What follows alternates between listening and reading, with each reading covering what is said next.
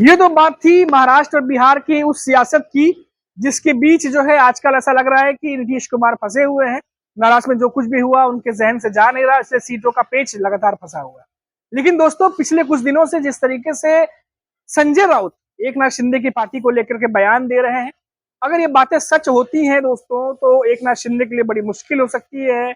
और यकीन मानिए कि एकनाथ शिंदे बिल्कुल भी ऐसा नहीं चाहेंगे कि कुछ भी ऐसा हो जो कुछ दावे जो है वो संजय राउत कर रहे हैं।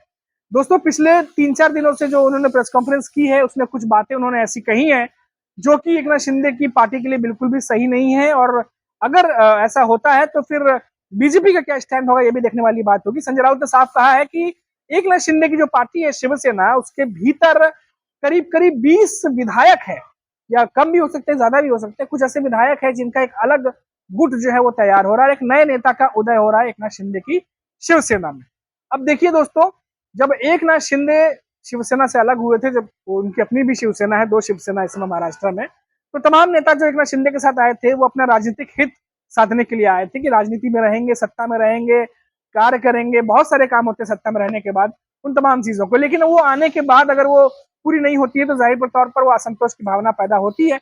और यही वजह है कि असंतोष की भावना से ऐसा हो सकता है कि एकनाथ शिंदे की जो पार्टी है उसके भीतर भी ये असंतोष की भावना से जो है वो गुट बन रहा हो। जैसे कि संजय राउत दावा कर रहे हैं कि हमने देखा कि पिछले कुछ दिनों से लगातार भरत गोगावले हैं, प्रभारी मंत्री नहीं बनाए गए, तो उनके भी समर्थकों ने हमने देखा कि एकनाथ शिंदे के घर पर जाकर के प्रदर्शन किया था। तो वो भी एक चीज देखने को मिल रही है, क्योंकि प्रभारी मंत्री के तौर पर एकनाथ शिंदे की पार्टी के कई नेताओं की नजर थी, लेकिन यहाँ भी बीजेपी ने एक प्रभारी मंत्री अपना बना दिया और एक अजित पवार की एनसीपी का बना दिया। हालांकि इस पर फैसले पर अभी स्टे लग गया है, क्योंकि एकनाथ शिंदे ने भारी इसका विरोध किया है।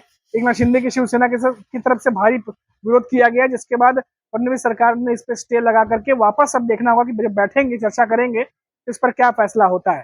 तो इसके इर्द गिर्द भी तमाम चीजें घूम रही हैं, लेकिन जो कुछ भी खबरें आ रही हैं वो बिल्कुल भी एकनाथ शिंदे के पक्ष में नहीं जा रही। संजय राउत की बात में कर रहा था कि कैसे उन्होंने बताया कि एक नए नेता का उदय हो रहा है। अभी उन्होंने कल एक बयान दिया जिसमें उन्होंने कहा है कि महाराष्ट्र में तीसरा डिप्टी सीएम जो है वो बनने जा रहा है, बनेगा।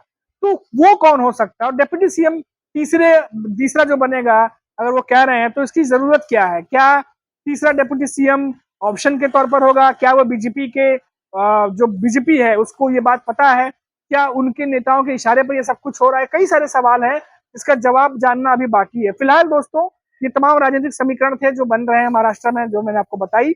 और जो कुछ भी महाराष्ट्र में हुआ उसका असर जो है वो बिहार में देखने को मिल ही रहा है, क्योंकि आप देख लीजिए बीजेपी वहां भी बड़ा भाई बनने की कोशिश कर रही है, लेकिन जो सहयोगी दल है सीटों पर पेच फंसाए हुए हैं। और इसीलिए लगातार खबर आती है कि नीतीश कुमार रहेंगे या जाएंगे, सस्पेंस जो है वो लगातार बना रहता है। और इसको लेकर बीजेपी का भी कह सकते हैं एक तरीके से सिरदर्दी लगातार बनी रहती है। अभी के लिए इतना ही। आप देखते रहिए 4 PM महाराष्ट्र। नमस्कार।